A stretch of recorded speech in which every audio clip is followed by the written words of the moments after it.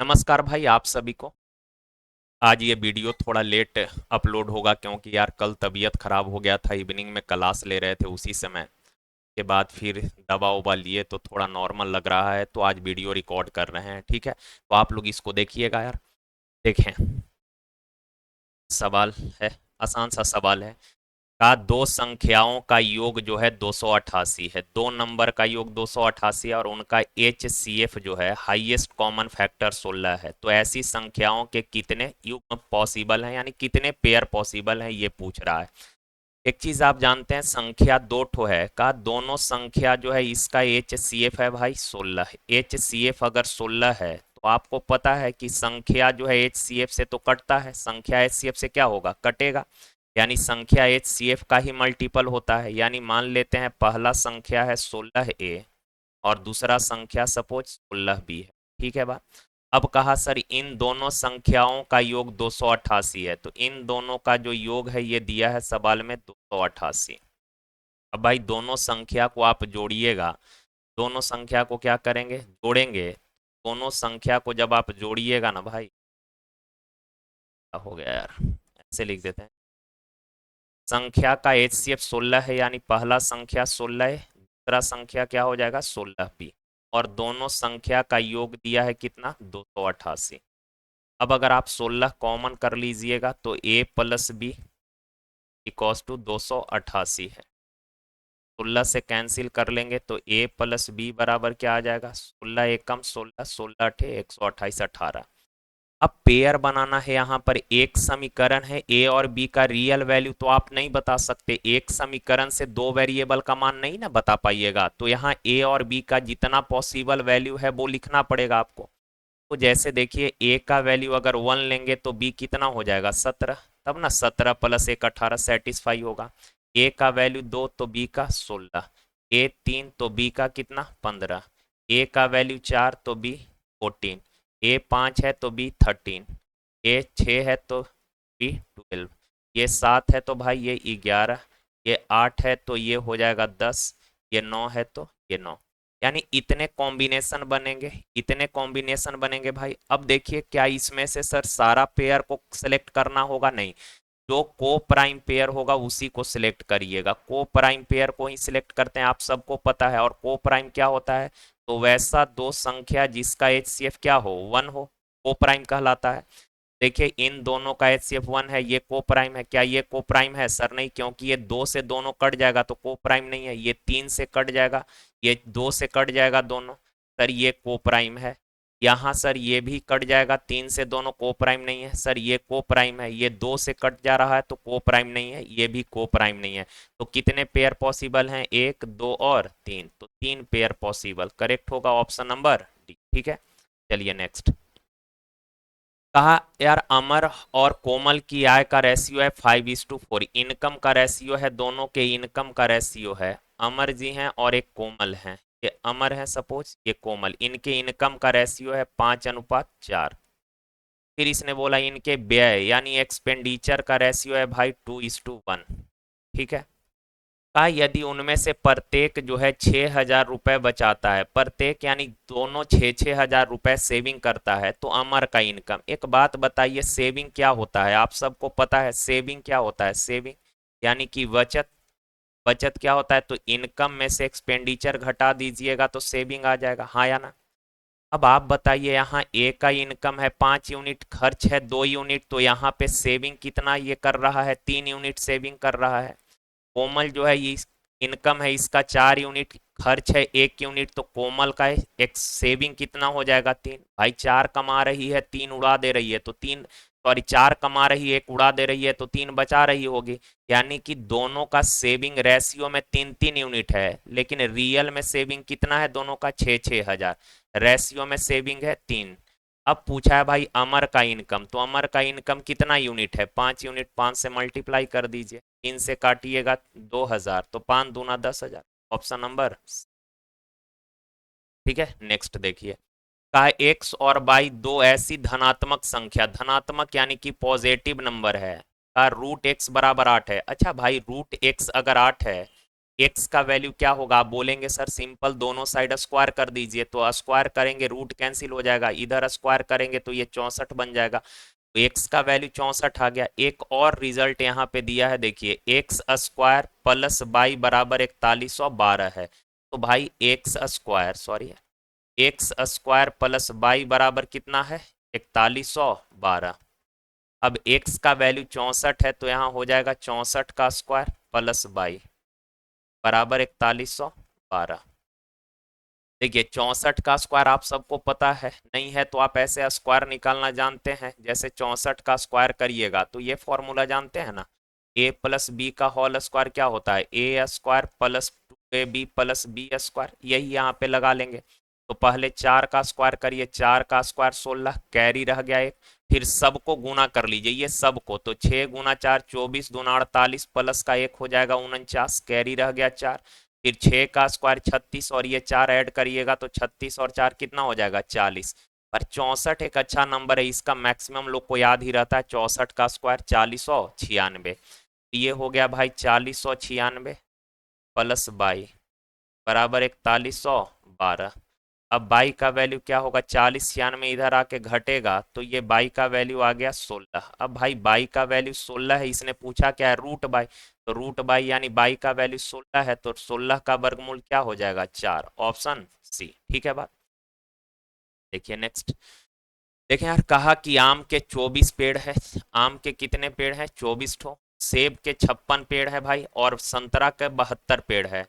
का पंक्ति में इस प्रकार लगाया जाना चाहिए ताकि प्रत्येक पंक्ति में केवल एक ही प्रकार के पेड़ समान संख्या में हो, ये लाइन इंपॉर्टेंट है, देखिए का प्रत्येक पंक्ति में एक ही प्रकार के पेड़ और वो भी सेम संख्या में होना चाहिए, यानी कि जितने भी आप रो बनाइएगा ना, जैसे मान लीजिए ये रो है, अब इस रो में अगर आम का पेड़ लगा रहे हैं तो केवल आम का ही पेड़ लगाना, ऐसा नहीं कि मिक्स कर देना है, कुछ आम लगा दिए कुछ संतरा लगा दिए कुछ सेब लगा दिए, ऐसा नहीं करना है। अगर आम का पेड़ लगा रहे हैं तो ओनली आम का पेड़ इसमें लगाइए यार, केवल आम का पेड़ होना चाहिए, ठीक है। मान लीजिए ये दूसरा पंक्ति लगाए हैं, तो ये दूसरा जो पंक्ति है इसमें सेब लगा रहे हैं तो ओनली इसमें सेब का पेड़ लगाइए, एक चीज तो ये आप समझ गए। दूसरा ये है कि संख्या भी उनका सेम होना चाहिए, जैसे इस पंक्ति में मान लीजिए आप 6 पेड़ लगाए हैं, तो इसमें भी आपको 6 पेड़ ही लगाना है। तो दो चीज आप यहाँ से क्लियर हो गया कि सर एक पंक्ति में एक ही प्रकार का पेड़ लगाना है, दूसरा चीज कि हर पंक्ति में पेड़ का संख्या भी क्या होना चाहिए, समान होना चाहिए, ये क्लियर हो गया। अब सवाल कह रहा है कि उन पंक्तियों की न्यूनतम संख्या ज्ञात कीजिए जिसमें उपयुक्त पेड़ लगाए जा सकते हैं। तो भाई पंक्ति का संख्या न्यूनतम कब होगा, जरा सोचिए आप, पंक्ति का संख्या न्यूनतम कब होगा, तो सर एक पंक्ति में ज्यादा से ज्यादा पेड़ अगर लगाइएगा तो पंक्ति का संख्या मिनिमम होगा, यही बात हुआ ना। एक पंक्ति में जैसे गांव में कई बार आप मान लीजिए कि कुछ रोप रहे आलू वगैरह, कुछ गांव में देखते ही हैं आप रोप रहे हैं, तो होता क्या है कि शुरुआत में जो है आप फैल फैल यहाँ पे मतलब कम कम पेड़ लगा दिए, अब मान लीजिए कि ऐसे फैल फैल इसमें लगा दिया, अब लास्ट में हुआ क्या कि आलू ज्यादा बच गया, लेकिन अब पंक्ति एक ही ठो बच रहा है, तो अब क्या करिएगा, पंक्ति एक बच रहा है आलू ज्यादा हो गया, तो आप सटा सटा के ऐसे बहुत सारा आलू एक ही पंक्ति में रोप देंगे, तो होगा क्या, समझिए ध्यान से, अगर ये चीज नहीं समझ में आया तो इसको छोड़ दीजिए, आप बस ये समझिए ध्यान में बताइए कि सर अगर पंक्ति का संख्या न्यूनतम चाहिए, इसका मतलब है कि एक पंक्ति में ज्यादा से ज्यादा पेड़ लगाना पड़ेगा तभी पंक्ति का संख्या न्यूनतम होगा, और ज्यादा से ज्यादा कहने का मतलब होता है भाई एच सी एफ, यानी आप बताइए 24 ठो आम के पेड़ हैं, 56 यहाँ एप्पल है, 72 संतरा है, तो इन सब का एच क्या हो जाएगा, 24 56 और 72 का एचसीएफ 8 हो जाएगा, क्लियर है बात। यानी 8 किस चीज को रिप्रेजेंट करेगा सर, तो 8 प्रत्येक पंक्ति में पेड़ का संख्या होगा, प्रत्येक पंक्ति में भाई ये क्या होगा, पेड़ का संख्या, प्रत्येक पंक्ति में पेड़ का संख्या, ठीक है बात। तो आप बताइए अगर आम के आपके पास 24 पेड़ हैं, एक पंक्ति में 8 पेड़ लगाना है, तो 24 पेड़ लगाने के लिए कितना पंक्ति बनाइएगा, 8 से डिवाइड कर देंगे सर, 3 पंक्ति बनेगा। अरे भाई 24 ठो आम के पेड़ है, एक पंक्ति में 8 पेड़ लगा रहे हैं, तो 24 पेड़ को लगाने के लिए क्या पंक्ति बनाना पड़ेगा, 3 पंक्ति सर। सेब के 56 पेड़ है, कितने पंक्ति लगेंगे, 8 सत्ते 56, 8 से डिवाइड कर दीजिए, 72 है, 8 से डिवाइड करेंगे 9, तो टोटल कितने रो बन जाएंगे, 19 रो बन जाएंगे, ऑप्शन नंबर, क्लियर है। चलिए नेक्स्ट देखें यार। कहा अनिल 7200 दुबे को 3 वर्ष के लिए और 8400 राघव को 4 वर्ष के लिए समान साधारण ब्याज पर उधार देता है। देखें भाई, ये अनिल जो है ये ऋण दाता है, ये ऋण दे रहा है। कहा कि भैया दुबे को दिया है इसने 7200 रुपए 3 साल के लिए, और राघव को दिया है 8400 रुपए कितने साल के लिए, 4 साल के लिए, समान साधारण ब्याज के दर पर। और ब्याज के रूप में उन्हें कुल जो है 4968 रुपए प्राप्त होता है। तो प्रति वर्ष ब्याज की दर ज्ञात करें। तो यार रेट निकालना है, मान लेते हैं रेट है 8%। तो आप बताइए 7200 रुपए है, तो 7200 रुपए पर 8% के दर से 3 साल का ब्याज क्या होगा, तो PRT/100 हो जाएगा भाई। होगा या नहीं होगा। प्लस पे को दी सॉरी राघव को दिया है 8400 रुपए 8% के दर से कितने वर्षों के लिए, 4 वर्षों के लिए। तो 4 वर्ष में इतना ब्याज होगा, और दोनों को मिलाकर टोटल ब्याज जो मिला है ये 4968 है। क्लियर है इतना बात। अब यहाँ 2 जीरो से 2 जीरो कटेगा भाई, ये 2 जीरो से ये 2 जीरो कट जाएगा। अगर आप एक चीज और ध्यान दे रहे होंगे, आप यहीं पे और काट सकते हैं 4 से। इसको देखिए, 4 से अगर काटिएगा तो ये 4 कट जाएगा, 4 से काटिए तो ये 18 बार में कट जाएगा भाई। 4 से काटेंगे 1, 4 दूना 8, 4 चौक 16, 4 दूना 8। और कटेगा क्या सर, आप बोलेंगे सर 4 से और कटेगा, रहने दीजिए। 18 तिया 54 आर यहाँ पे हो गया, और ये कितना हो गया भाई 84 आर बराबर 1242। अब भाई ये 4 4 8, 8 5 13, 138 आर बराबर 1248। अगर आप देखेंगे तो 6, ये 8 तो होगा नहीं, ये 10 भी नहीं होगा, 12 तो 8 दूना 16, ये भी नहीं होगा, 9 8 72, 8 9 72, ये भी नहीं। अच्छा सॉरी सॉरी, यहाँ पे ये है 2 है, सॉरी यार भाई, यहाँ पे 2 है यार, ये 2 है। तो 8 8 64, 4 10 नहीं होगा, 12 2 8 16 नहीं होगा, यानी ऑप्शन नंबर डी होगा। 9 बार में अगर काट दीजिएगा तो आर बराबर 9 8 72 हो जाएगा। 9 तिया 27, 27, 27 आ 7, 27 आ 34, 9 आ 3 12 हो गया ना। तो आर रेट आ जाएगा कितना, 9%। तो ऑप्शन एलिमिनेट कर लिए, ना सॉल्व नहीं करना है। तो रेट कितना हो जाएगा, 9%। नहीं समझे, समझ गए होंगे। देखिए ये है एक्स प्लस एक्स के पावर -1। पावर में जब माइनस होता है भाई तो बेस इनवर्स हो जाता है, यानी ये हो जाएगा 1/x बराबर 7। यहाँ पूछा क्या है, तो एक्स के पावर 3 है सर, प्लस 1/x के पावर -3 को क्या लिख सकते हो आप, एक्स के पावर 3, 1/x के पावर 3, इसका वैल्यू निकालना। एक चीज ध्यान रखिएगा, आप सबको पता भी है कि x प्लस 1/x है सर।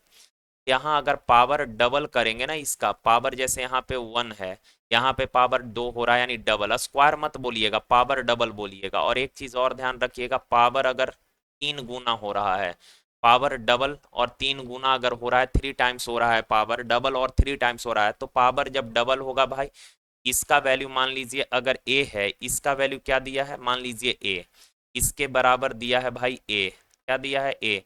जब पावर डबल करेंगे ना तो कुछ नहीं करना है, स्क्वायर करके 2 घटा दीजिएगा। अब पावर जब 3 गुना हो रहा होगा तो क्यूब करके 3 घटा देना है। क्लियर है बात। जैसे मान लीजिए पावर डबल कभी भी होगा, ये ऐसे नहीं रट जाना है कि एक्स प्लस 1/x ए है तो x square plus 1/x square A square -2, ऐसे मत रटिएगा। ध्यान रखना है, पावर डबल अगर होगा सर तो स्क्वायर करके 2 घटाएंगे, और पावर 3 गुना होगा तो क्यूब करके 3 घटाना है। जैसे मान लीजिए आपको ये दे दें, एक्स के पावर 4 प्लस 1/x के पावर 4 बराबर 5 है, तो आप बताइए यहाँ से एक्स के पावर 8 प्लस 1/x के पावर 8। तो आप बोलेंगे कि सर यहाँ तो पावर डबल हो रहा है। सर पावर डबल हो रहा है तो स्क्वायर करके 2 घटाइए, 5 का स्क्वायर 25 में से 2 घटा दीजिए, 23 हो जाएगा सर। मान लीजिए अगर आपसे बोले कि एक्स के पावर 12 प्लस 1/x के पावर 12 क्या होगा, तो आप बोलेंगे सर पावर तो 3 गुना हो रहा है, 4 है यहाँ 12 है, तो पावर 3 टाइम्स हो रहा है, 3 गुना हो रहा है सर, तो क्यूब करिए इसका और 3a घटाइए, 3a यानी कि 3 गुना 5, तो 125 में से 15 घटाएंगे सर तो ये आ जाएगा कितना, 110। क्लियर है ना इतना बात। तो आप बताना यहाँ पे x प्लस 1/x 7 है तो क्यूब क्या होगा, तो करके सर 3a घटा दीजिए। तो भाई 7 का क्यूब 343 में से 21 अगर घटा दीजिएगा तो ये कितना हो जाएगा, 322। Option number A. क्लियर है बात, हो जाएगा। चलिए नेक्स्ट। देखें, कहा भाई विनोद 30 किलोमीटर पर आवर के चाल से कार चलाने पर 5 मिनट की देरी से ऑफिस पहुंच रहा है, ठीक है। यदि उसकी चाल 40 किलोमीटर पर आवर हो तो वह 3 मिनट जल्दी ऑफिस पहुंच जाएगा। जब 30 के चाल से जाता है ना भाई, तो 5 मिनट लेट हो जाता है। और जब 40 के स्पीड से जाता है तो वो 3 मिनट जल्दी पहुंच जाता है, ठीक है। पहले 5 मिनट लेट होता था और अब 3 मिनट जल्दी। डिस्टेंस तो सेम ट्रेवल कर रहा है, अलग बात है चाल अलग अलग है। जब 30 से जाता था पहले तो 5 मिनट लेट हो जाता था, और 40 के स्पीड से जाएगा तो 3 मिनट जल्दी पहुंच जाएगा। दूरी ज्ञात करना है तो भाई डिस्टेंस के लिए ये बहुत फेमस तरीका है, आप सबको पता है। S1 × S2 होता है, याद है ना। S1 × S2 बट्टा S1 - S2 इंटू टाइम का डिफरेंस, ठीक है बा। तो यहाँ S1 बड़ा वाला चाल पहले लिखिएगा, यानी कि 40 ना सर 30 बट्टा चाल का डिफरेंस कितना हो गया 10 इनटू टाइम का डिफरेंस। अच्छा 5 मिनट लेट और 3 मिनट जल्दी, 5 मिनट लेट हो रहा है और 3 मिनट जल्दी, तो डिफरेंस जुट जाएगा भाई। लेट और ईयरली दो अलग अलग साइन है, एक लेट हो रहा है एक ईयरली हो रहा है, तो साइन जुट जाएगा, मतलब ये जुट जाएगा। तो 5 या 3 8 मिनट हो जाएगा। बस ध्यान रखिएगा ये मिनट है, आवर में लेकर आइए तो 60 से डिवाइड कर देना है। क्यों आवर में लेकर आया सर? क्योंकि यहाँ पर सब जो चाल दिया हुआ है किलोमीटर पर आवर में है, तो इसको भी आवर में लेकर आना पड़ेगा। 60 से डिवाइड कर दीजिए। अब इसको अगर आप काटिएगा ना भाई मेरे, तो ये 30 से काट दीजिए, 30 दूना 60 और 10 दूना 20 से ये 40 दो बार में, तो 8 दूना 16 किलोमीटर। ऑप्शन नंबर डी, ठीक है।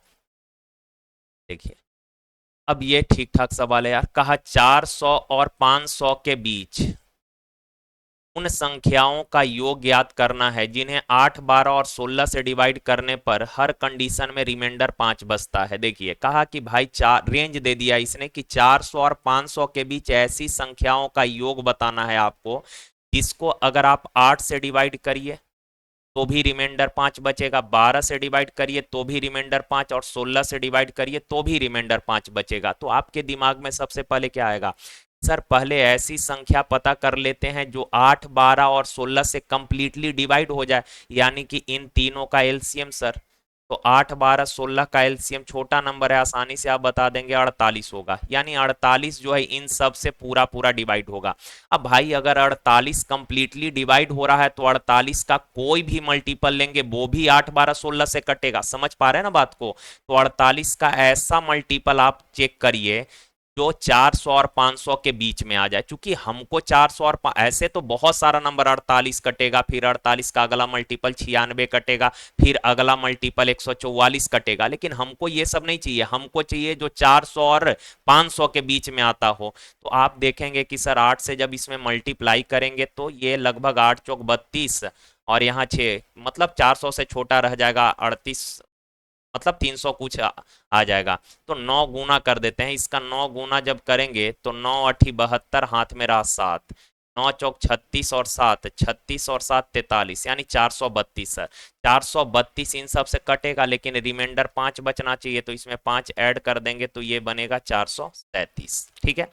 अब इसका जस्ट अगला मल्टीपल ले लीजिए, जस्ट अगला मल्टीपल यानी 48 का मल्टीपल ले रहे हैं तो बस 48 ऐड करते जाइए। तो 48 ऐड करेंगे तो 8 2 10, 4 4 8 और यहाँ पे 4, 480 कंप्लीट डिवाइड हो जाएगा। तो इसमें 5 ऐड कर दीजिए, क्यों? क्योंकि रिमाइंडर 5 बचना चाहिए, तो 485। अब भाई जब इसका अगला मल्टीपल लेंगे ना, 48 ऐड करेंगे इसमें, तो वो 500 से भी ज्यादा हो जाएगा, पर हमको 400 और 500 के बीच चाहिए, तो यही दो नंबर है यार, तो इन दोनों को जोड़ देंगे। इन दोनों को जोड़िएगा तो ये हो जाएगा, इधर शायद ना दिखे पर आप लोग समझ ही जाएंगे, 7 5 12 और 8 4 12, 4 4 8 1 9, 922। ऑप्शन नंबर, ठीक है। चलिए नेक्स्ट। देखिए ये आसान सा सवाल है यार। किसी संख्या को पहले 20% से घटाया गया और बाद में 15% से बढ़ा दिया गया, इसका मतलब क्या हुआ? ये सक्सेसिव घटना हो रहा है कि भाई पहले आप 20% घटाइए और उसके बाद जो है उसमें 15% इंक्रीज कर दीजिए। पहले 20% घटाना है, जो रिजल्ट आएगा उसमें पुनः 15% आप इंक्रीमेंट कर दीजिए, तो ये सक्सेसिव घटना हुआ ना। तो 20% का फ्रैक्शन 1/5 होता है, घटाना है यानी कि 5 से 4 हो जाएगा। 15% बढ़ाइए तो 15% का फ्रैक्शन क्या होता है भाई? 15% का फ्रैक्शन होता है 3/20। बढ़ाना है यानी कि ये हो जाएगा 20 से 23। अब ध्यान रखिएगा सक्सेसिव है, ये इनिशियल नंबर हो गया और ये फाइनल रिजल्ट है। तो भाई आप इसको क्रॉस काट सकते हैं, सक्सेसिव है तो क्रॉस काट सकते हैं। ध्यान रखिएगा ऊपर ऊपर लब से नहीं काट दीजिएगा, या तो आप इस तरीके से काट सकते हैं, नहीं तो क्रॉस काट सकते हैं। क्लियर है ना बात? क्रॉस अगर इसको काटिएगा तो ये 4 से कट जाएगा 5 बार में। अब ये हो गया भाई, इनिशियल नंबर था 25 और दो बार, एक बार हटाए और एक बार बढ़ाने के बाद जो फाइनल रिजल्ट आया वो 23 हो गया। सवाल में कहा है इस प्रकार प्राप्त मूल संख्या से 64 कम है। रिजल्ट जो है मूल संख्या से 64 कम है। रेशियो में कितना कम है? 2। पर रियल में बोला है 64 कम है। रेशियो में कितना कम है? 2। मूल संख्या यानी ओरिजिनल वाला 25 का वैल्यू बताना है। 2 से भाई 32 बार में, 25 दूना 50, 5 25 या 75 और 5, यानी कि इनिशियल नंबर था 800। ऑप्शन नंबर, ठीक है। चलिए देखिए, ये भी आसान सा सवाल है यार। कहा 20 आदमी और 15 लड़के किसी काम को 10 दिन में कर सकते हैं। भाई जैसे जैसे बोला बस लिख लीजिए। टोटल वर्क आप सभी जानते हैं, टोटल वर्क क्या होता है सर? तो मैन इनटू डे, यानी कि मैन के संख्या, मैन कहने का मतलब केवल आदमी नहीं होगा, मैन कहने का मतलब है वर्कर। वर्कर पुरुष भी हो सकता है और महिला भी हो सकती है। तो टोटल वर्क क्या होगा? Man into day. यानी देखिए जैसे यहाँ 25 आदमी है, इसका तो यूनिट है लिखना मत भूलिएगा। 15 लड़के हैं तो बॉयज का, ये सारे लोग मिलकर किसी काम को 10 दिन में खत्म कर देगा। टाइम से गुना कर दिए, ये टोटल वर्क हो गया। सेकेंड लाइन में कहा भाई 25 आदमी और 10 लड़के उसी काम को 9 दिन में, 25 आदमी और 10 बॉयज मिलकर अगर काम करे तो ये सारे वर्कर मिलकर काम कितने दिन में कर देंगे? 9 दिन में। ये भी टोटल वर्क है, दोनों टोटल वर्क है, इसलिए आपस में क्या हो जाएगा? बराबर हो गया। ठीक है बात। अब यहां से अगर आप देखेंगे, थोड़ा मेंटली कैलकुलेशन करिए, अगर कर सकते हैं तो 10 से गुना करेंगे तो 20 गुना 10 200 आदमी हो गया, 200 मैन, और 25 नमा 225 मैन हो गया। तो 200 मैन और 225 मैन का डिफरेंस कितना हो जाएगा? 25 मैन का, बराबर 10 गुना 15 150 हो गया, और 10 गुना 9 90 हो गया। तो इधर 150 है इधर 90 है, तो डिफरेंस कितने का हो गया? 60 का। ये अब भाई 5 से काटिए 5 बार में, 5 से काटिए 12 बार में। अब मैन और बॉयज के एफिशिएंसी का रेशियो अगर लिखिएगा भाई, तो कोफिशिएंट इनवर्स हो जाएगा, यानी कि 12:5 हो जाएगा। तो ये हो गया ऑप्शन नंबर सी। ठीक है, चलिए नेक्स्ट। देखिए ये तो सिंप्लीफाई करना है, थोड़ा सा ध्यान से। जब भी इस टाइप का सिंप्लीफिकेशन आपको दिख जाए तो जल्दीबाजी नहीं करना है, क्योंकि प्लस माइनस में कई बार लोग गलती कर देता है जल्दीबाजी में। तो थोड़ा पेशेंस रख के ही सवाल को ऐसे करिएगा। बाकी होता है सब आसान, बस कैलकुलेशन थोड़ा सा आराम से करना पड़ेगा आपको। देखिए तो यहाँ 25 को जब आप 10 से डिवाइड करेंगे, मेंटली सोचिए 25/10 होगा या नहीं होगा? यस सर होगा। 25/10 कहने का मतलब हो गया सर 5/2 माइनस।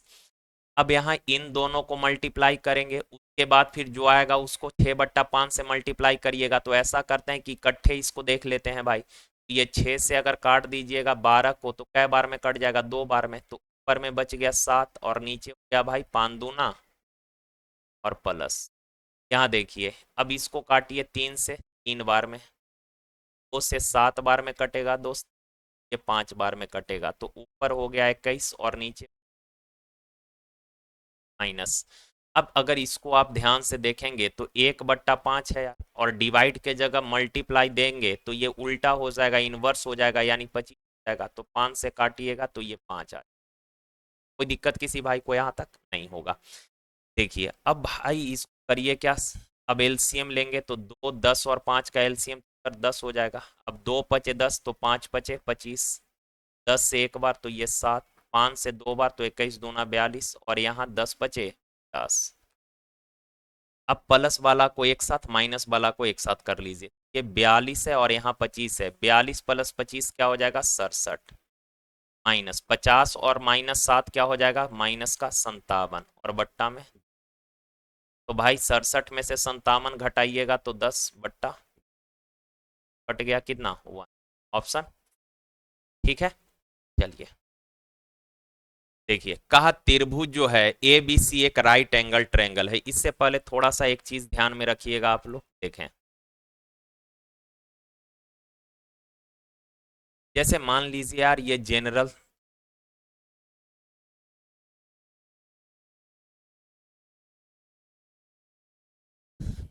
देखिए, जैसे ये जनरल त्रिभुज अगर है कोई, जनरल ट्रायंगल है, ठीक है, तो जनरल ट्रायंगल में भाई ये अंतःवृत्त है। जनरल ट्रायंगल यानी भुजा का लंबाई अलग अलग है, तो जनरल ट्रायंगल है, तो इसमें अंतःवृत्त का जो रेडियस होगा जनरल ट्रायंगल में, जनरल ट्रायंगल में अंतःवृत्त का रेडियस होगा डेल बाई एस। ध्यान रखिएगा, अंतःवृत्त का रेडियस क्या होगा, डेल बाई एस। ये डेल क्या है सर, तो ये एरिया ऑफ ट्रायंगल है। डेल क्या है, area of triangle, area of triangle. अब इतना थोड़े लिखते रहेंगे आप, एरिया ऑफ ट्रायंगल, आप ट्रायंगल है जहां भी इस तरह का सिंबल लगा दीजिएगा तो माइंड में सेट कर लीजिएगा ये ट्रायंगल के एरिया को रिप्रेजेंट करेगा, ठीक है बात। एस क्या है सर, तो सेमी पेरीमीटर है।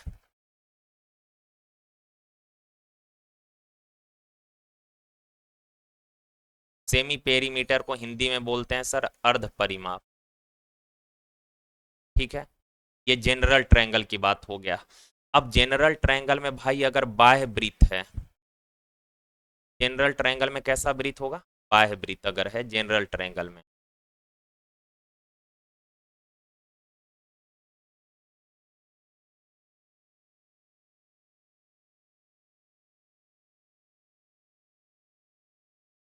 ये रेडियस, ओके ना। जनरल ट्रायंगल में बाह्य वृत्त का रेडियस होता है सर ए बी सी, तीनों साइड का प्रोडक्ट ऊपर में और नीचे 4 डेल। डेल क्या है अभी बताए, एरिया ऑफ ट्रायंगल, हो जाएगा ना ये बात। अब देखिए, इस चीज को आप ध्यान में रखिएगा कि सर कोई जनरल ट्रायंगल अगर होगा तो जनरल ट्रायंगल में अंतःवृत्त का रेडियस डेल बाई एस होगा और बाह्य वृत्त का radius A B C by 4 डेल होगा। अब दूसरा समझिए, अगर मान लीजिए समबाहु त्रिभुज है, इक्विलैटरल ट्रायंगल है, समबाहु त्रिभुज, इक्विलैटरल ट्रायंगल, समबाहु त्रिभुज यानी इक्विलैटरल ट्रायंगल। इक्विलैटरल ट्रायंगल का क्या होगा, तीनों साइड का लंबाई तो समान हो जाएगा, ए है, इसमें अंतःवृत्त है, इसका रेडियस क्या होगा, तो अंतःवृत्त का रेडियस होता है सर ए बाई 3। और समबाहु त्रिभुज में सर अगर बाह्य वृत्त है,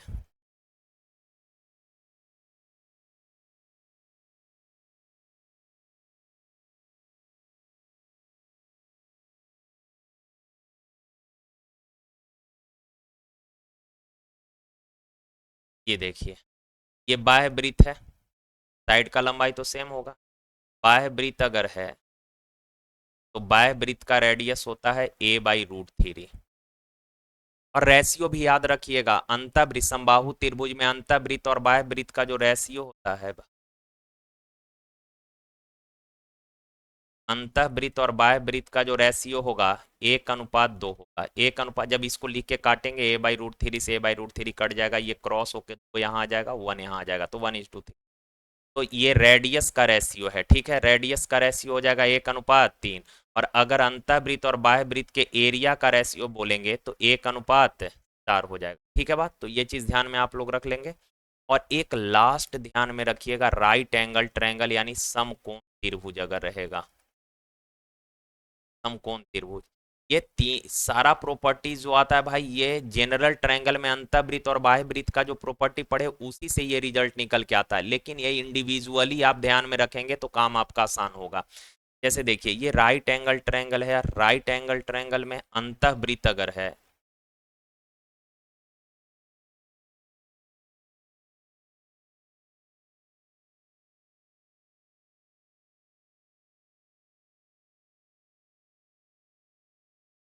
ये राइट एंगल का ये लंब है, ये आधार और ये कर्ण, ये परपेंडिकुलर बेस, ये हाइपोटेनियस। इसमें अंतःवृत्त का रेडियस अगर पूछे आपसे तो अंतःवृत्त का रेडियस होगा लंब प्लस आधार माइनस कर्ण बाई 2।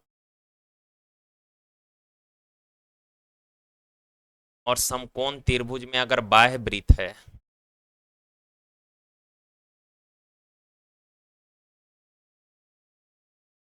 ये देखिए, अच्छा एक चीज जरा आप ध्यान से देखकर बताइएगा, ये लाइन अगर आपको दिख रहा हो, ये वाला, ये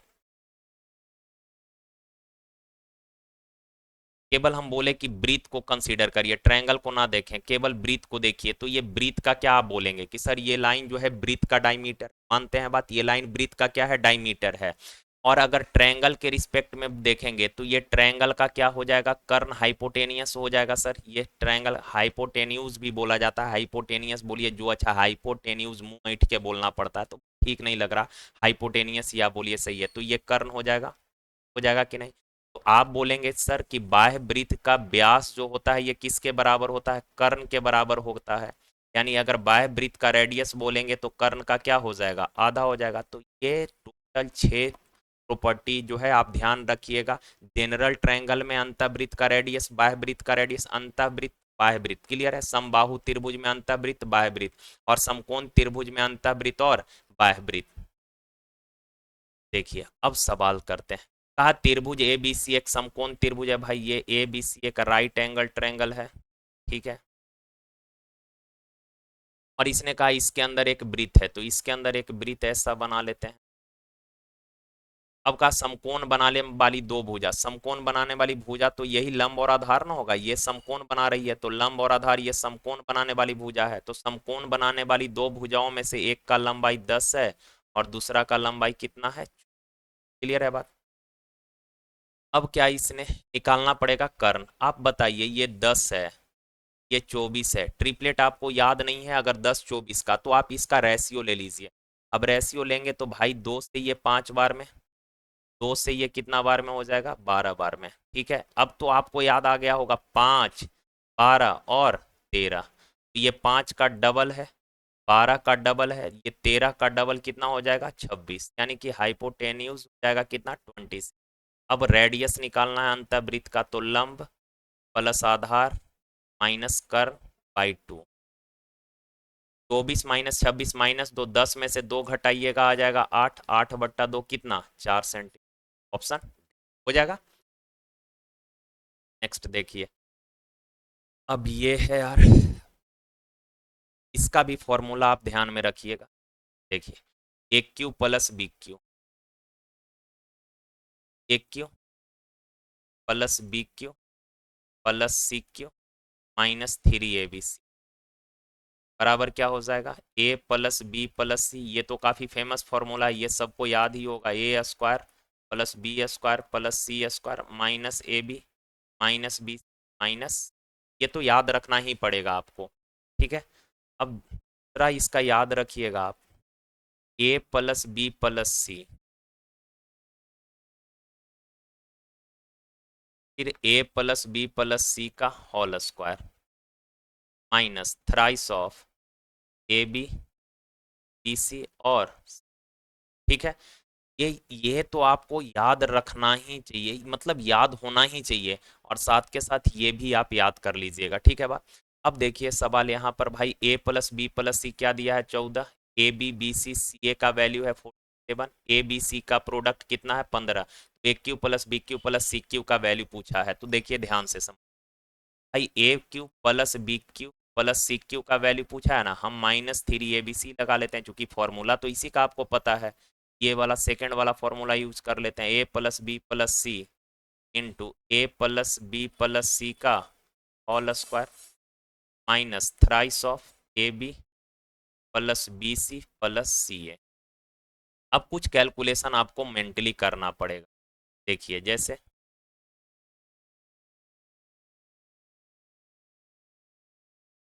ए प्लस बी प्लस सॉरी, एक ए बी सी का वैल्यू कितना है 15, तो ए बी सी का वैल्यू 15 रखेंगे तो 15 गुना 3 यहाँ कितना हो जाएगा 45। A plus B plus C का वैल्यू कितना है 4, फिर A plus B plus C का स्क्वायर 14 का square 196 minus A B into B C into C A का सम दिया है 47, तो 47 दिया हो जाएगा कितना 140। अब भाई यहाँ हो गया 14 इंटू 196 में से 141 घटाइएगा तो ये कितना बचेगा 55 बचेगा ना, 14 पचे 70 7 77। अब भाई ये 45 इधर आके जुट जाएगा, 45 इधर आके जुट जाएगा, प्लस हो जाएगा ये 5 7 4 11 7 1 8 815, ऑप्शन नंबर, ठीक है। थोड़ा सा ये सब पूरा बस स्टेप बाय स्टेप ये सब ऐसे छापते जाइएगा तो अब बच्चा थोड़े हैं कि ऐसे लिखते रहिएगा, आप समझ गए होंगे, ठीक है। देखिए नेक्स्ट, कहा राजकुमार जो है, ये तो बहुत बेसिक सा सवाल है। राजकुमार ने 41,000 में दो एलईडी टीवी सेट खरीदे हैं, में से एक को 20% लाभ पर, एक को जो है 20% प्रॉफिट पर उसने बेच दिया, और दूसरा को 15% हानि पर बेचा है, और दोनों टीवी सेट का विक्रय मूल्य समान है। ये देखिए, ये इंपॉर्टेंट रिलेशन दिया,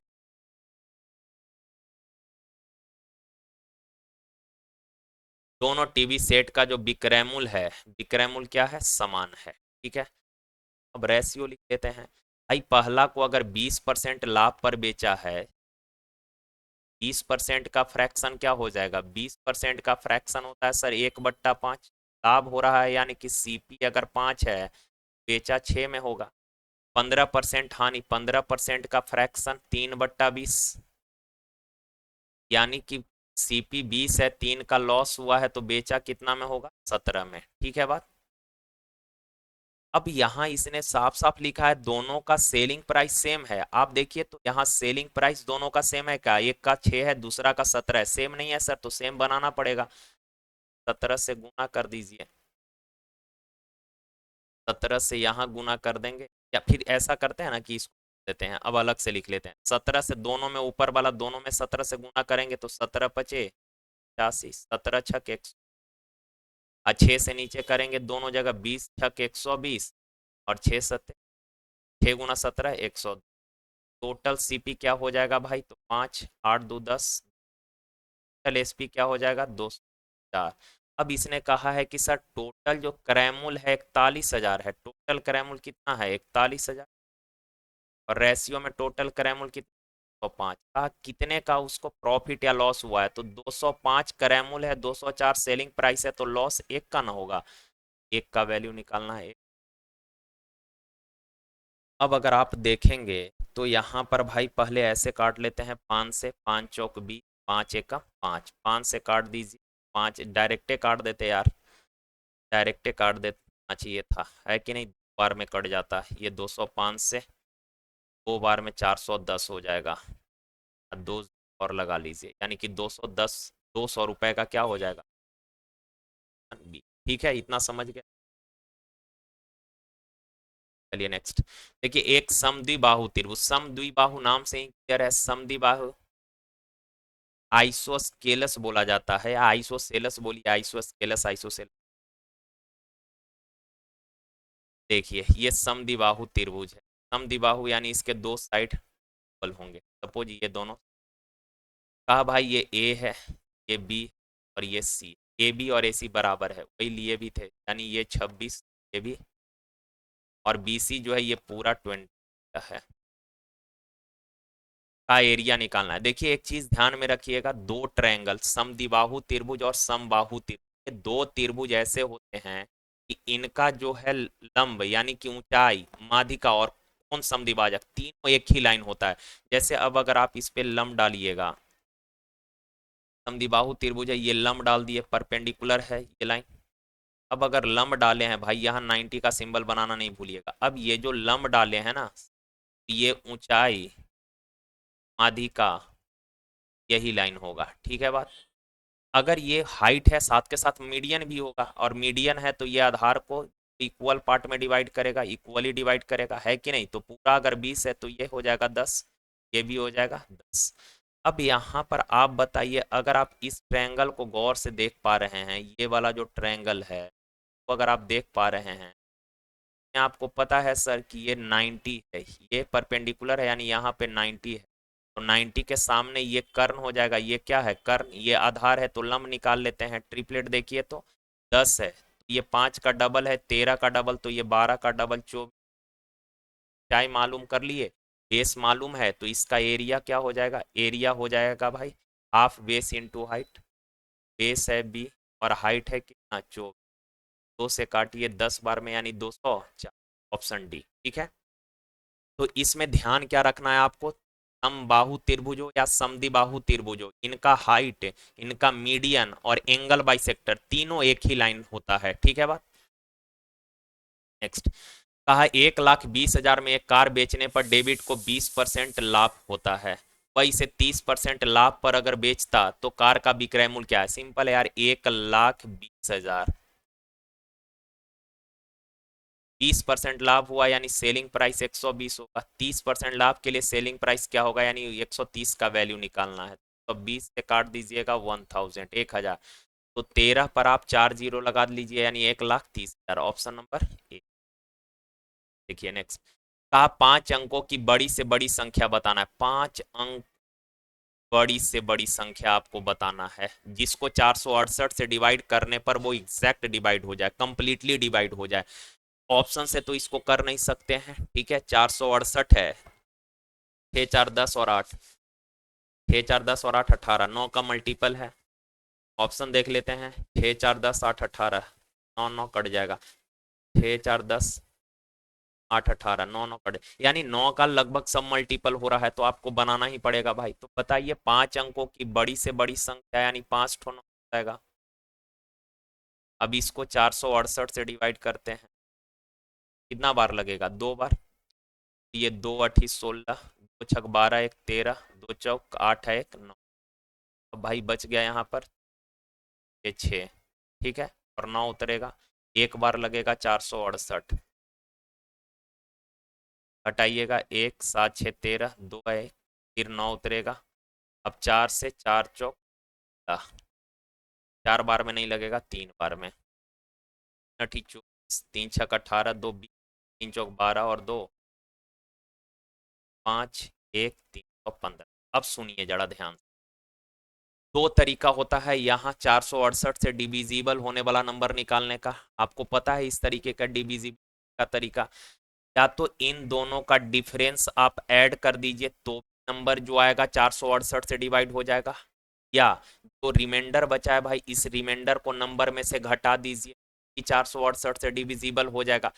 आप सोचिए 468 और 315 का जो भी डिफरेंस आएगा अगर इस नंबर में जोड़ेंगे, क्या वो 5 अंकों का मेंटेन रह पाएगा? वो 6 डिजिट, अरे भाई इसमें अगर आप एक भी जोड़ देंगे ना तो ये 6 अंकों का हो जाएगा।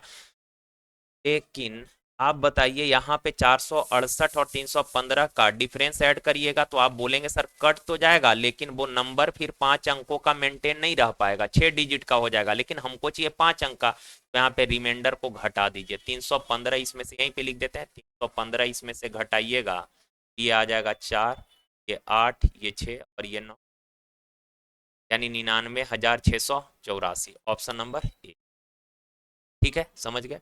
देखिए नेक्स्ट, कहा वह छोटी से छोटी संख्या ज्ञात कीजिए जिसे 35,280 को विभाजित किया जाए तो भागफल एक परफेक्ट स्क्वायर प्राप्त हो। कहा वह छोटी से छोटी संख्या ज्ञात करें जिसको अगर 35,280 को डिवाइड करने पर जो रिजल्ट आएगा वो परफेक्ट स्क्वायर होना चाहिए। तो भाई ऑप्शन से करने के बाद होगा क्या, 7 से काटेंगे, फिर आप चेक करेंगे कि जो रिजल्ट आया वो परफेक्ट स्क्वायर है कि नहीं, अगर नहीं हुआ तो फिर 5 से चेक करेंगे, तो टाइम लगेगा। आप करिए क्या, इसको प्राइम फैक्टर में ब्रेक कर लीजिए। 2 से अगर डिवाइड करेंगे, 2 से 1, 2 सते 14, 2 छक 12, 2 चौक 8 जीरो। फिर इसको 2 से डिवाइड करिए तो 2 4 जीरो। फिर 2 से अगर इसको डिवाइड करेंगे, 2 चौक 8, 2 चौक 8 1 जीरो। अब 441 देखते ही आपके मन में क्या आ रहा है कि सर अब दिमाग खुला रखना है, ऐसा नहीं कि बनाए जा रहे हैं पागल की तरह एकदम लगातार फैक्टर कर रहे हैं। आप यहीं पे रुक जाइएगा। 441 दिखा तो आपको लग गया कि सर ये 441 10 इसको लिख सकते हैं, और 441 जो है ये 21 का फैक्टर, 21 का स्क्वायर है, ठीक है। 10 को सर आप लिख सकते हैं 2 गुना 5, ठीक है, इनटू यहाँ पर ये 3 ठो 2 है तो ये लिख लिए, यानी कि 35,280 का जब फैक्टर करेंगे तो यही चीज आएगा। आएगा या नहीं आएगा? आप बोलेंगे यस सर आएगा। अब आपको कह रहा है कि इस संख्या को किससे डिवाइड कर दें ताकि परफेक्ट स्क्वायर हो जाए। परफेक्ट स्क्वायर कब होता है? जब फैक्टर पेयर में रहे तभी तो परफेक्ट। जैसे भाई अगर x गुना x करेंगे तो ये एक्स स्क्वायर यानी परफेक्ट स्क्वायर हो गया, तो फैक्टर अगर पेयर में रहेगा तभी परफेक्ट स्क्वायर होगा। सर यहाँ 21 दो ठो है, सर यहाँ दो दो ठो है, ये यहाँ देखिए इन दोनों को मिलाकर 2 हो जाएगा, 4 ठो, यानी दो दो ठो का 2 पेयर बन जाएगा, 5 अकेले बच गया। यानी कि अगर इस व्यंजक को 5 से डिवाइड करेंगे तो 5 खत्म हो जाएगा, बाकी जो फैक्टर बचेंगे सब क्या होंगे? परफेक्ट स्क्वायर होंगे। यानी सर आपको इस संख्या को 5 से डिवाइड करना होगा, ठीक है। चलिए नेक्स्ट। कहा एक समचतुर्भुज का एक विकर्ण इसके दूसरे विकर्ण का 65% है। समचतुर्भुज का जो एक डायगोनल है दूसरे डायगोनल का 65% है, ये समचतुर्भुज। समचतुर्भुज का ये डायगोनल जो है भाई ये छोटा होता है देखने से लग रहा है, और ये डायगोनल जो है ये वाला डायगोनल ये बड़ा होता है। अब देख रहे हैं ये कॉर्नर के बीच में जो है स्लोप थोड़ा सा ज़्यादा है, तो ये डायगोनल बड़ा होगा। अब कह रहा है कि एक डायगोनल दूसरे डायगोनल का 65% है, तो बड़ा वाला जो डायगोनल है इसका लंबाई है, इसका 65% यानी कि 65 होगा छोटे वाले डायगोनल का लंबाई। यहाँ तक किसी भाई को दिक्कत नहीं है। अब आगे कह रहा है कि भाई लंबे विकर्ण को भुजा मानकर एक वर्ग खींचिए। लंबे विकर्ण को भुजा मानकर जो है आप क्या करिए, एक वर्ग खींचिए। लंबे विकर्ण को भुजा मानकर मेरे भाई एक वर्ग आपको खींच, ऐसे यहाँ से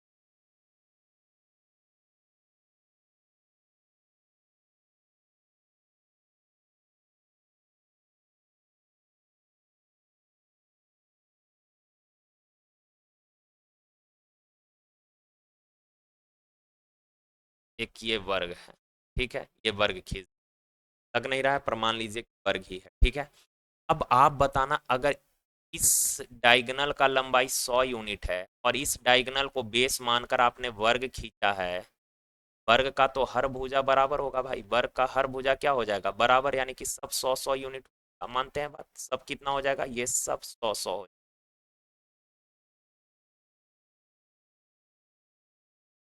यानी कि वर्ग का ये 100, ये 100, ये भी 100, ठीक है बात। अब आपको बताना है समचतुर्भुज एरिया, तो समचतुर्भुज एरिया क्या होता है, हाफ गुना डायगोनल का प्रोडक्ट, एक है डायगोनल एक है 65, और वर्ग का एरिया भुजा स्क्वायर 100 का स्क्वायर यानी 100 गुना 100 लिख सकते। अब यहाँ अगर आप देखेंगे तो ये 100 से ये 100 कैंसिल हो जाएगा, 5 से काटिए 13 बार में भाई, 5 से काटिए इस बार में, ये 13 हो गया, ये दो क्रॉस हो जाएगा तो 40, यानी 13:40, ऑप्शन नंबर, ठीक है। देखिए अब ये सवाल समझना है आपको, है छोटा सवाल पर लॉजिकल है। कहा नूर द्वारा खरीदी गए प्रत्येक 18 अंडे में से 3 अंडे खराब निकलते, इसका मतलब आप क्या बोलेंगे कि सर प्रत्येक 18 अंडे में से प्रत्येक 18 अंडों में से 3 अंडे खराब निकलते हैं, यानी कि हर 18 अंडा में से 15 अंडा सही होगा, 3 अंडा खराब निकल जाएगा, 15 अंडा सही और 3 अंडा खराब, तो इसको क्या लिख सकते हैं, हम बोलेंगे कि अच्छे अंडों का संख्या क्या होगा, तो आप बोलेंगे हर 18 अंडा में से सर 15 अंडा सही। खराब पूछेंगे कि खराब कितने अंडे होंगे, तो हर 18 अंडा में से 3 अंडा खराब होगा, यही ना आप बोलेंगे भाई। तो अगर अच्छे अंडों का फ्रैक्शन पूछे आपसे कितना परसेंट अंडे सही होंगे या कितने कितना पार्ट कितना भाग अंडे सही होंगे, तो आप बोलेंगे कि सर हर 18 अंडा में से 15 अंडा सही होगा, 3 से काटेंगे यानी कि 15, 3 6 18 यानी 5/6 अंडा सही होगा। कितने भी अंडे आप खरीदेंगे उसमें से 5/6 अंडा क्या होगा, सही होगा। अगर पूछेंगे कितने भाग अंडे खराब निकलेंगे, तो आप बोलेंगे हर 18 अंडा में से 3 अंडा खराब निकल जाता है सर, यानी 1/6 अंडा जो है आपका खराब होगा। तो ये चीज आपको पल्ले पड़ गया। अब आगे कह रहा है इसी दर से यदि वह 690 अंडे खरीदती है तो उसमें से कितने अंडे अच्छे होंगे, तो अगर आप 690 अंडा लेकर आइएगा तो अच्छे अंडे कितने होंगे, आप बोलेंगे सर हर 18 में से 15 यानी कि 5/6 अंडा सही होगा, तो 690 का 5/6 कर दीजिए, 6 से काटिएगा एक, 6 कम एक, 6 कम 6 होता है तो एक, 6 × 5 = 30, 5 × 5 = 25, 5 × 2 = 7, 5 एकम यानी 575 अंडे आपके, ऑप्शन बी। अच्छा सवाल। देखिए कहा एक मालगाड़ी, ये भी अच्छा सवाल है, कहा एक मालगाड़ी और एक सवारी गाड़ी के चाल का रेशियो है 7:9। पीछे से आती हुई सवारी गाड़ी 60 सेकंड में मालगाड़ी को पार कर लेती है, ये समझिए आप। कहा पीछे से आती हुई सवारी गाड़ी, सवारी गाड़ी है भाई, सवारी गाड़ी जो है 60 सेकंड में मालगाड़ी को पार कर लेती है, सवारी गाड़ी जो है 60 सेकंड में मालगाड़ी को क्या कर ली है, पार कर ली है। तो एक चीज बताइए, सवारी गाड़ी अगर मालगाड़ी को यानी कि भाई पैसेंजर ट्रेन जो है ट्रेन को पार कर ली है, समझिए ये मान लीजिए ये गुड्स ट्रेन है, पीछे से ये गुड्स ट्रेन है भाई, पीछे से एक पैसेंजर गाड़ी आ रही है, चाल ज़्यादा है पैसेंजर कार का या गाड़ी का, ये तो पार कर ही जाएगी। भाई पैसेंजर ट्रेन अगर गुड्स ट्रेन को पार कर रही है तो पार करने के लिए कितना डिस्टेंस ट्रेवल करना पड़ेगा, तो पैसेंजर ट्रेन को अपनी लंबाई साथ के साथ गुड्स ट्रेन का लंबाई, समझ पा रहे हैं बात को, अगर पैसेंजर ट्रेन ने गुड्स ट्रेन को पार कर लिया इसका मतलब कितना डिस्टेंस ट्रेवल करना होगा, तो पैसेंजर ट्रेन को अपनी लंबाई प्लस गुड्स ट्रेन का लंबाई, यहाँ पे डिस्टेंस ट्रेवल करना होगा पैसेंजर ट्रेन को अपनी लंबाई प्लस गुड्स ट्रेन के लंबाई के योग, और कितने समय में पार कर लेगी, 60 सेकेंड में। ठीक, देखिए बेसिक नहीं बता रहे, बेसिक बताएंगे तो थोड़ा सा ढंग से समझ में आएगा आपको, लेकिन आप इस चीज़ को ध्यान में रखिए, बेसिक का कोई ज़रूरत नहीं है, आप इस चीज़ को ध्यान में रखिएगा, आप आराम से ये भी समझ जाएंगे, दिक्कत नहीं होगी। अब आगे सवाल में कहा है सेकंड इंफॉर्मेशन क्या दिया है, देखिए सेकंड में ये ज़्यादा इंपॉर्टेंट है, कह रहा है कि सर जबकि सवारी गाड़ी का एक यात्री यह देखता है कि उसने जो है माल गाड़ी को 35 सेकेंड में पार कर लिया, सेकंड लाइन समझना जरूरी है। देखिए मान लो आप, ये है भाई आपका ट्रेन, ये आपका है गुड, ये गुड्स ट्रेन है, ट्रेन इधर जा रही है, और ये है पैसेंजर ट्रेन। अब कह रहा है पैसेंजर ट्रेन में कहीं एक आदमी बैठा है खिड़की के पास, मान लीजिए आप खिड़की के पास आप बैठे हुए हैं, यहाँ पे आदमी बैठा हुआ है, बात समझिए ध्यान।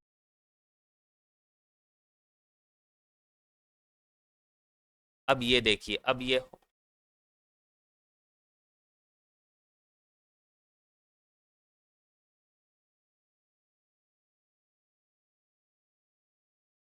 जैसे ये है भाई, ये है पैसेंजर ट्रेन, यहाँ पे आप हैं पैसेंजर ट्रेन में, यहाँ पर आप हैं। अब हो क्या रहा है, कहा कि जैसे ये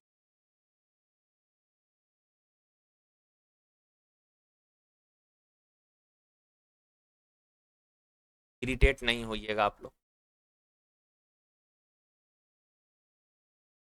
पैसेंजर ट्रेन है, इस पे आप बैठे हुए, ये पैसेंजर। अब हो क्या रहा है कि जैसे बोला कि सर ये जो है,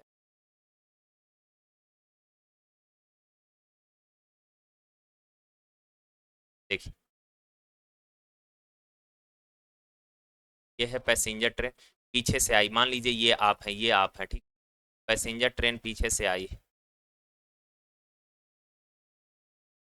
और इसको आप आए, और गुड्स ट्रेन का पीछे वाला डब्बा आपको दिख दिख गया, यहाँ पे पीछे वाला डब्बा आपको दिख, और ये आप चलते गए और ये गुड्स ट्रेन को आप पार कर गए, तो आप क्या बोलिएगा कि सर हमने गुड्स ट्रेन को पार किया, पैसेंजर ट्रेन को कंसीडर मत करिए, क्योंकि पैसेंजर ट्रेन में बैठा हुआ यात्री ट्रेन को पार कर रहा है, यात्री के बारे में क्रॉसिंग किसके रिस्पेक्ट में हो रहा है, तो यात्री ने गुड्स ट्रेन को पार किया, जैसे ये पैसेंजर ट्रेन पीछे से आ रहा है, इसमें आप बैठे हैं, ये आप हैं, ये आप आ रहे हैं, मान लीजिए आप आ रहे हैं भाई, ये आप आ रहे हैं, अब ये गुड्स ट्रेन आगे चल रही है, रुकी हुई नहीं है, ये आई, आपको पैसेंजर ट्रेन का पीछे वाला डब्बा दिख गया, और आप जो है इस ट्रेन को क्या कर गए, पार कर गए, गुड्स ट्रेन को क्या कर गए, पार कर गए। आपको गुड्स ट्रेन पार करने के लिए कितना लंबाई चलना पड़ेगा, तो सर जितना गुड्स ट्रेन का लंबाई है उतना पार करना पड़ेगा, सेकेंड केस में कितना डिस्टेंस ट्रेवल करना पड़ेगा, तो गुड्स ट्रेन की लंबाई जितना, और इस लंबाई को ट्रेवल कर गया क्या सेकेंड में, 35 सेकेंड, काम खत्म।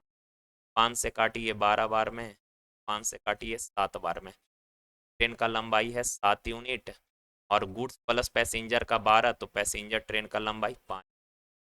इसने पूछा है कि उनकी लंबाई का रेशियो बताइए, लंबाई यानी कि मालगाड़ी पहले है तो गुड्स ट्रेन का लंबाई कितना हो जाएगा, 7, और पैसेंजर ट्रेन बाद में, तो पैसेंजर का लंबाई 5, 7 अनुपात पर 3, ठीक है। चलिए नेक्स्ट, देखिए कहा 11 सदस्यों की एक क्रिकेट टीम के कप्तान की आयु 35 वर्ष है, और विकेट कीपर की आयु कप्तान की आयु से 5 वर्ष अधिक है, तो भाई ये कैप्टन साहब हैं, इनका एज जो है 35 वर्ष, और विकेट कीपर जो है उसका कैप्टन से 5 ज्यादा यानी 40।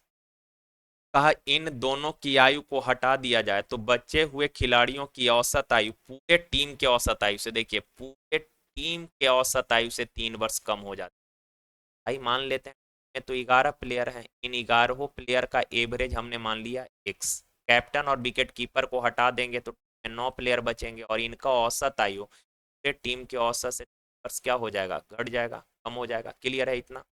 अब आप बताना, अगर 11 प्लेयर का अगर औसत जो है एक्स है, 11 प्लेयर का टोटल एज क्या हो जाएगा, 11 एक्स। सर 9 प्लेयर का औसत x-3 है, तो टोटल कितना, 9 से गुणा करिएगा तो 9x-27। ठीक है।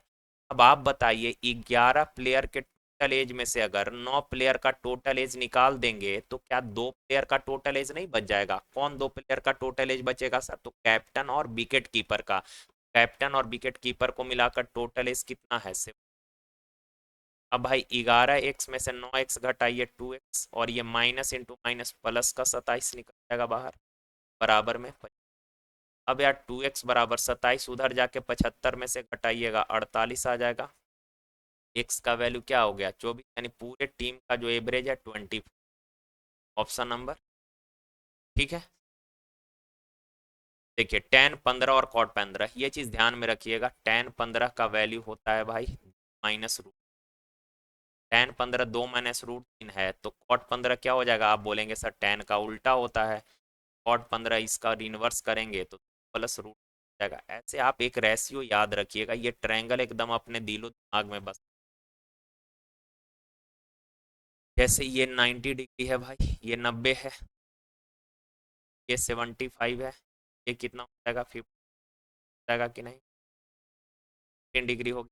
ये 15 के सामने होगा √3 - 1, 75 के सामने √3 + 1। छोटा एंगल है तो छोटा एंगल के सामने का साइड छोटा, ये बड़ा एंगल है तो बड़ा एंगल के सामने का साइड बड़ा। अब पाइथागोरस थ्योरम लगाएंगे तो ये आ जाएगा 2। अब यहाँ से आप कुछ भी निकाल सकते हैं, tan cot, tan 15 निकालिए, tan 75 निकालिए, cot 15 cot 75, sin 15 sin 75, cos 15 कुछ भी निकाल सकते हैं। ये रेशियो बस आपको ध्यान में रखना है।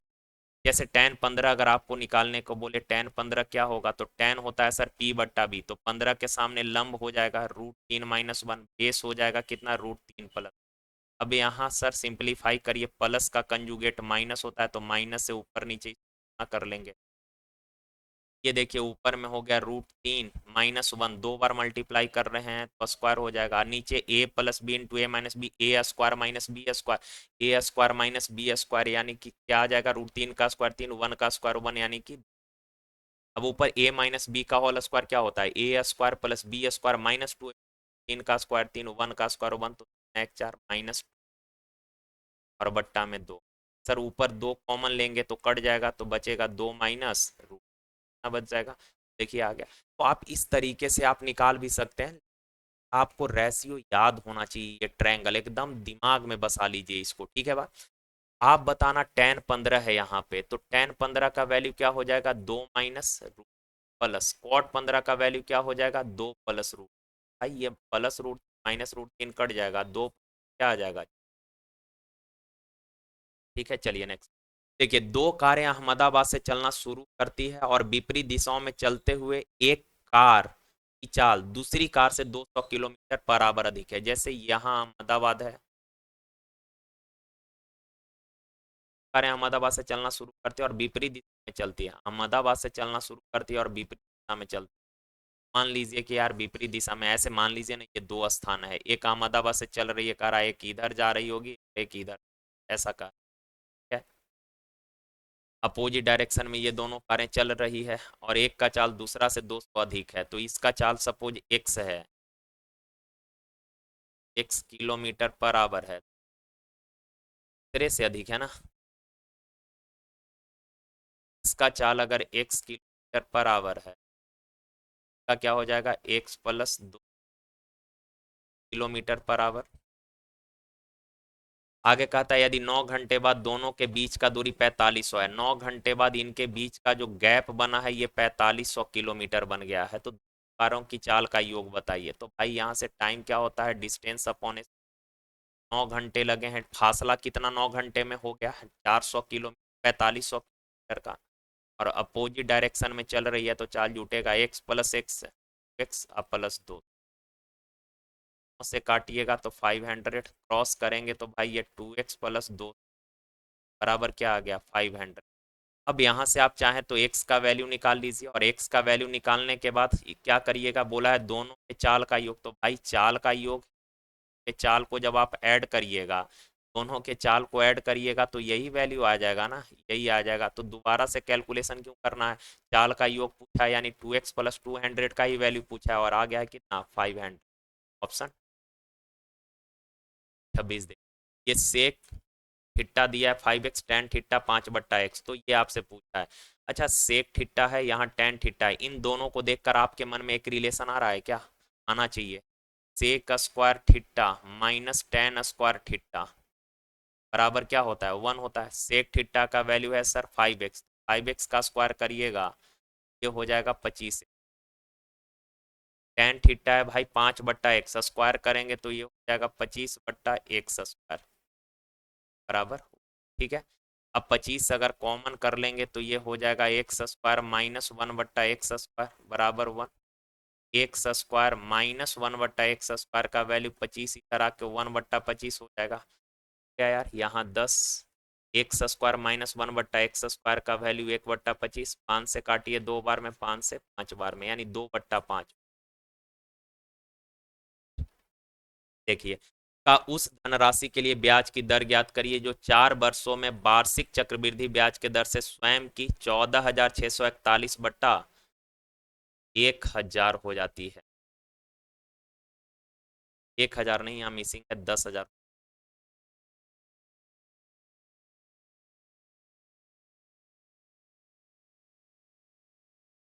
चलिए एक चीज बताइए, ये 4 साल के लिए प्रिंसिपल और अमाउंट का रेशियो दिया है, हमको 1 साल के लिए रेशियो चाहिए, तो इसका फोर्थ निकाल देते हैं। मानते हैं बात, 4 साल के लिए प्रिंसिपल और अमाउंट का रेशियो दिया है, रेट पूछा है, यानी 1 ईयर के लिए प्रिंसिपल और अमाउंट का रेशियो चाहिए, तो करते हैं क्या, इसका फोर्थ निकाल देते हैं। 3 वर्ष का होता तो क्या करते, क्यूब रूट कर लेते, 2 साल का होता तो स्क्वायर रूट कर लेते, 4 साल का है तो फोर्थ रूट कर लीजिए। तो 14,641 का फोर्थ रूट करिएगा 11, और 10,000 का फोर्थ रूट करिएगा भाई 10 हो जाएगा। ठीक है, यानी 1 साल के लिए ये आ गया अमाउंट और प्रिंसिपल का रेशियो 1 ईयर के लिए, यानी 1 साल में 10 रुपया जो आपका था वो बढ़कर 11 हो गया, तो आपको ब्याज मिला कितने का, 1 का, कितना पर, 10 पर, परसेंट तो 100 से गुना, यानी 10। Option D. देखिए ये आसान सा सवाल है, कहा एक इंटीजर है n, इस n को अगर आप 9 से डिवाइड करिएगा तो आपको रिमाइंडर मिलेगा 4। फिर इसने बोला है कि भाई 12n को अगर आप 9 से डिवाइड करिएगा तो रिमाइंडर क्या मिलेगा, ये पूछा है। तो आप ऐसे सवाल किए हैं कि सर जो चेंज नंबर में हो रहा है वही चेंज जो है आप रिमाइंडर में करिए, तो यहाँ नंबर का कै गुना हो गया, 12 गुना, तो रिमाइंडर का 12 गुना करिएगा तो 48 हो जाएगा। अब इसी को 9 से डिवाइड कर दीजिए तो रिमाइंडर क्या आएगा, 9×5 = 45, तो रिमाइंडर 3। ऑप्शन ठीक है। देखिए ये भी बहुत आसान सा सवाल है यार। का पी क्यू आर इन तीनों का औसत 58 है, तो पी क्यू आर तीनों का सम क्या हो जाएगा, तो 58 × 3, चूंकि औसत 3 लोगों का 58 है तो ये योग क्या होगा, 3 × 58, 3×8 = 24, 3×5 = 15, 2 17। का पी और क्यू का एवरेज 54 है, पी और क्यू का एवरेज 54 है तो योग क्या हो जाएगा, 108। क्यू और आर का जो एवरेज है भाई 48 है, तो योग क्या हो जाएगा, 96। कहा कि क्यू का वजन बताइए, तो क्यू का भार कैसे निकालिएगा, क्यू का भार कैसे निकालेंगे भाई, तो क्यू का अगर निकालना है सर, ऐसे बहुत लोग तो डायरेक्ट कर ही लेंगे, लेकिन हाँ, आप समझिए क्यू का अगर वजन निकालना है तो P plus Q plus R, तीनों के टोटल वजन में से क्यू का निकालना हो तो किसका, क्यू को छोड़कर पी और आर घटा दीजिए सर, क्योंकि क्यू का निकालना है तो क्यू को छोड़कर पी और आर घटा देंगे, तो तीनों का टोटल वजन 174 है, पी और आर का, क्यू क्यू आर, पी और आर का तो है ही नहीं यार।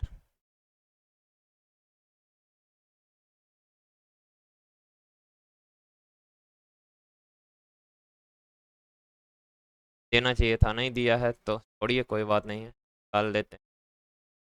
आर का केवल निकाल लीजिए, तो आप बताइए आर का कैसे निकलेगा, तो पी प्लस क्यू में से, सॉरी पी क्यू आर में से पी प्लस क्यू का घटा दीजिएगा, आर का आ जाएगा, तो पी प्लस क्यू का वजन कितना है, पी प्लस क्यू का वजन है 108, तो आर का वजन कितना हो जाएगा भाई, तो 174 में से 108 घटाइएगा तो 66 आ जाएगा आर का वजन।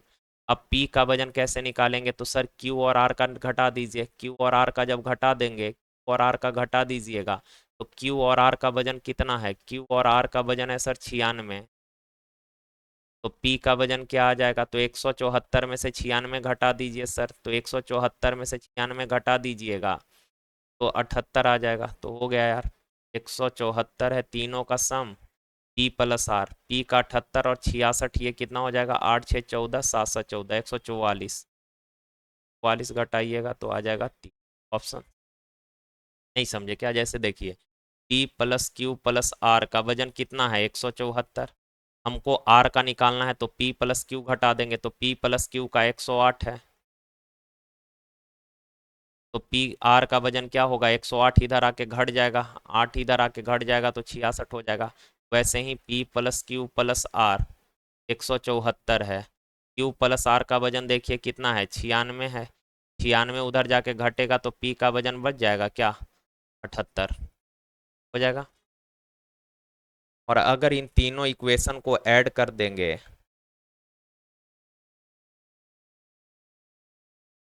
तीनों इक्वेशन को अगर आप ऐड करिएगा तो 2p plus 3q plus 2r, ऐसा छोड़िए ना, यही ठीक है। देखिए ये 6 सेंटीमीटर व्यास वाले शीशे के कुछ गोले एक बेलनाकार बीकर जिसमें कुछ पानी भरा हुआ है इस तरह डाले जाते हैं कि वो पूरी तरह से डूब जाए। जैसे 6 सेंटीमीटर व्यास का गोला है, अगर गोले का व्यास 6 है तो रेडियस क्या हो जाएगा भाई, 3 हो जाएगा, हो जाएगा। अब कहा एक बेलनाकार बीकर है सर, अब इस बेलनाकार बीकर में आप करते क्या हैं कि गोले को डालते हैं, कई छोटे छोटे गोले डालते हैं। छोटे छोटे जब गोले इसमें डाल रहे हैं आप, तो क्या रहा है, जैसे ऐसे छोटे छोटे गोले सारे आप इसमें डाल रहे हैं,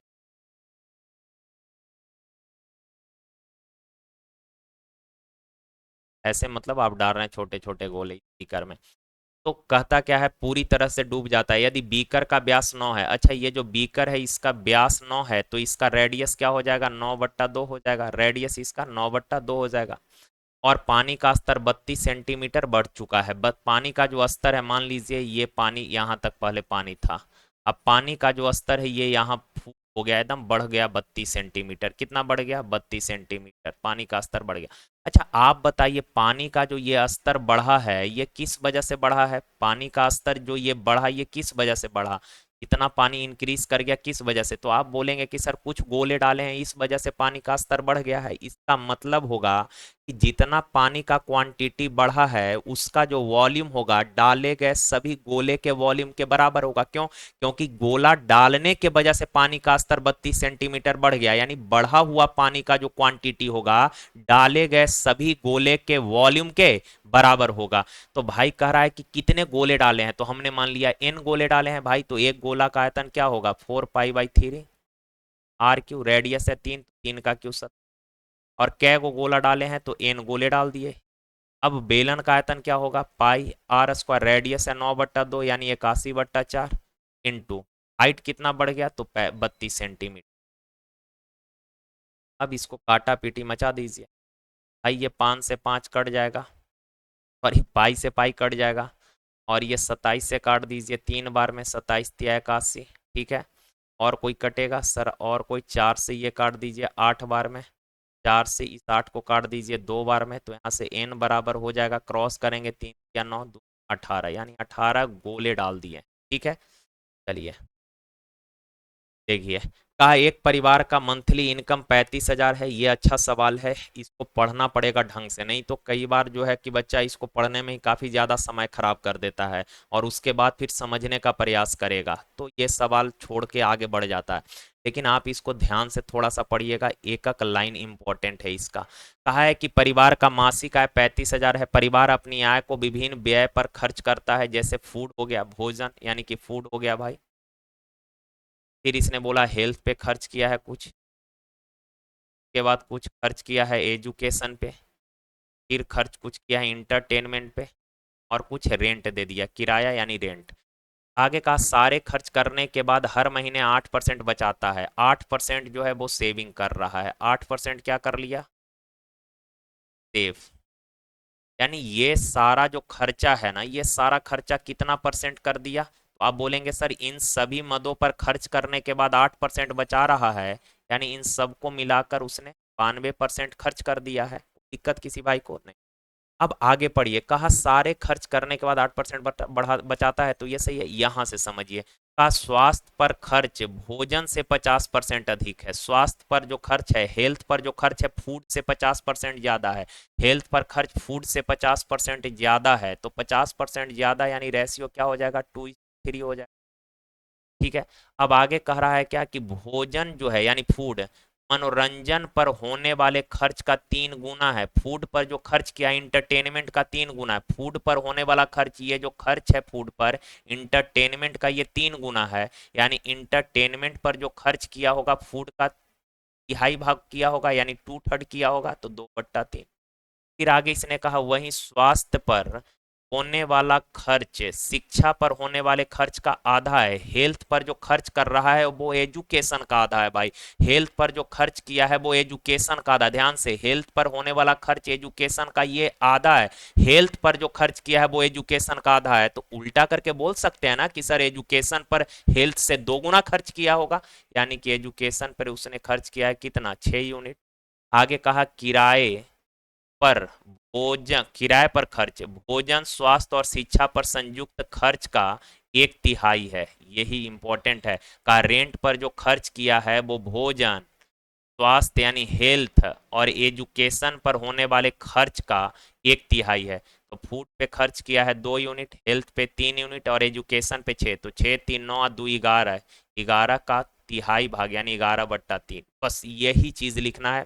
अगर किसी भाई को दिक्कत हो तो एक दो बार खुद से ये लाइन लैंग्वेज पढ़कर जो है एक दो बार इस रेशियो को ड्रॉ करने का प्रयास करिएगा, क्लियर हो जाएगा। एक आध सवाल आगे के सेट में दोबारा कर लेंगे तो फिर और अच्छे से ये क्लियर हो जाएगा। ठीक है, चलिए अब यहाँ पर रेशियो अरेंज करिए। तो 3 से सब में गुना कर लेते हैं, तो ये 6, ये 9, ये 18। 3 से 3 कटेगा, 2 बचेगा। 3 से मल्टीप्लाई करेंगे, कट जाएगा 3, 11 बच जाएगा। अब कह रहा है कि एजुकेशन पर कितना व्यय किया, तो भाई एजुकेशन पे व्यय कितना किया, 18 यूनिट। यानी 18 यूनिट का वैल्यू बताना है, तो 18 यूनिट का वैल्यू निकालना है। यानी कि 18 में 9 होता, अर्थात आंसर जो होगा वो 9 का मल्टीपल होगा। तो 9 का मल्टीपल देख लीजिए, 6 या 3 9, ये 9 का मल्टीपल है। 8 4 12 नहीं है सर। 3 6, ये भी 9 से नहीं कटेगा। 7 7 14, ये नहीं। तो एक ही ऑप्शन है, 12,600। क्लियर है बात। लेकिन अगर मान लीजिए आप बनाना चाहते हैं, ऑप्शन में 2 3 9 का मल्टीपल रहता है, या फिर मान लीजिए आप बनाना चाहते हैं, कॉन्सेप्ट तो पता होना चाहिए। तो आप बताइए, टोटल इनकम था 35,000 और 35,000 का इन सभी मदों को मिलाकर कितना परसेंट खर्च कर दिया है, 92%। यानी 35,000 का 92% खर्च हुआ है। लेकिन रेशियो में टोटल खर्च कितना है, टोटल खर्च तो 9 6 15, 15 और 18 हो जाएगा आपका 33। 33 + 2 35, 35 और 11 46। पूछा है एजुकेशन पे कितना खर्च किया है, तो 18 यूनिट का वैल्यू पूछा है भाई। परसेंट से 2 जीरो कट जाएगा, 46 दूना 92 हो गया, 35 दूना 70 यानी कि 700 गुना 18, 18 सत्ते 126 पर डबल जीरो हो जाएगा। तो चलिए भाई, आज के लिए यहीं तक यार। थैंक यू, धन्यवाद। और आप लोग जो है लाइक कर दीजिएगा वीडियो, ताकि उससे हमको थोड़ा मोटिवेशन मिल जाएगा और हमको ये लगेगा कि हाँ, आप लोग के लिए अगर ये वीडियो बना रहे हैं तो आप लोग इसका लाभ उठा रहे हैं। ठीक है, चलें आज के लिए यहीं तक भाई। थैंक यू, धन्यवाद।